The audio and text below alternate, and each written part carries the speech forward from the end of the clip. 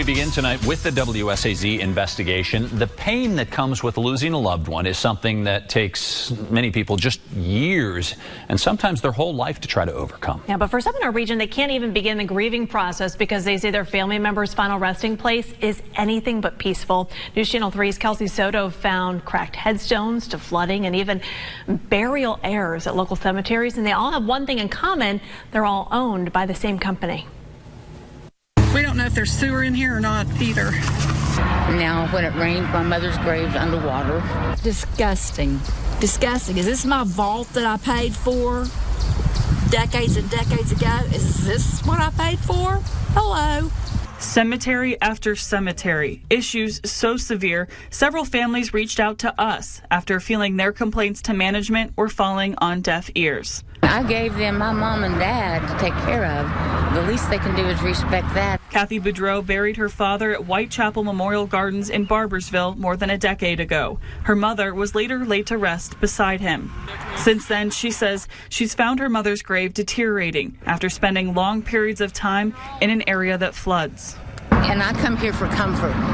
There is no comfort not to see my mom underwater. And I think we need some answers. Several miles away at Spring Valley Memory Gardens in Huntington, Jan Abbott visits her mother. In December, on the day of her service, the property was covered in mud. They had to stage a place below the actual plot near the road to hold the ceremony. Jan never got to see her laid to rest. I even wonder if she was even given the grace and dignity that she deserved. These cemeteries have something in common. They're all owned by Stonemore Partners, a funeral home company, the second largest network of cemeteries and funeral homes in the country. They own more than 30 cemeteries in the state of West Virginia and at least 10 in our region. You want it to be as peaceful as possible, and for a lot of families, this company has made it very difficult. Laura Campbell's brother was buried in 2013 at Highland Memory Gardens in Logan County. As a veteran, they wanted to honor him in the best way possible, but unfortunately, that experience was anything but restful. So they made the emotionally tough and financially difficult decision to move him elsewhere.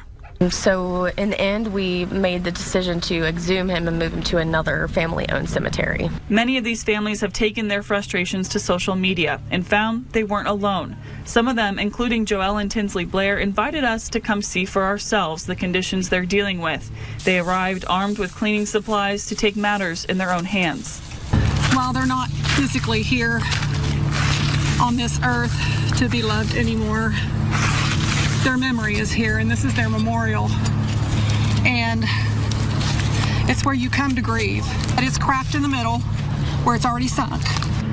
We'd only been talking to Joellen for about 15 minutes graveside when two men in black suits came up and asked us to leave the property and gave us phone numbers for corporate. So we took our cameras to the interstate. My dad would have a fit if he knew this was going on now. When we were asked to leave, Jan launched a video recording. They have ran over several, have broken vases From inside the property. That's when the men began writing down concerns from the families with promises to address the issues. That's my baby over there, and the water and the mud that we have to tread. Terry and Kim Scarberry lost their son in 2017 and say it's only been trouble and heartache since. Kim worries that once she's gone, she and her loved ones won't be cared for. I think that when something happens to me and him, our son will be forgotten. Donna Lewis used to bring her mother to visit Donna's father and brother, both buried at Whitechapel. She tells me she dreads it every time and usually leaves more upset than once she arrived. On Memorial Day, her mother, who's been visiting since the 80s, told her she didn't want to come back until she had to. When we got ready to leave, she said, "Well, boys, I guess it won't be long till I'll have to lay down here with you." That's sad. Nobody 87 years old should only have that to look forward to. It rips your heart out. After speaking with these families, I took their concerns straight to Stonemore. The company claims it's aware of the issues, but the families say until we showed up at one of their cemeteries, they've never seen any work towards fixing the problems. Stonemore declined an on-camera interview, but provided a statement over the phone that we could copy down and share. Glenn Rinkowski, area vice president, told me, "We are aware of the issues with the mausoleum at Whitechapel. We apologize for any inconvenience or distress this has caused our families. We have committed to a contractor and will begin addressing the roof. Once the roof is complete, we will address the inside of the mausoleum. We are also actively working on cleaning and leveling the markers in the cemetery. We are committed to working diligently to making this happen as quickly as possible." When I asked about problems at other Stonemore cemeteries, he said he would look into it. Another concern is upkeep. Group members are wondering about the perpetual care fund they paid into. It's a trust set up to repair and maintain cemetery grounds, including things like landscaping and lawn care. In April, Stonemore entered into a master services agreement with Moon Landscaping to provide property management and lease their equipment to the landscaping company. We reached out to Moon Landscaping to see about maintenance here at our local cemeteries, but our calls were not returned and emails went unanswered. We will continue to try to reach them for comment, but according to the agreement, the implementation is expected by the end of July. Stonemore estimates this will save them 10 to 15% a year on maintenance costs. I want her to be perfect.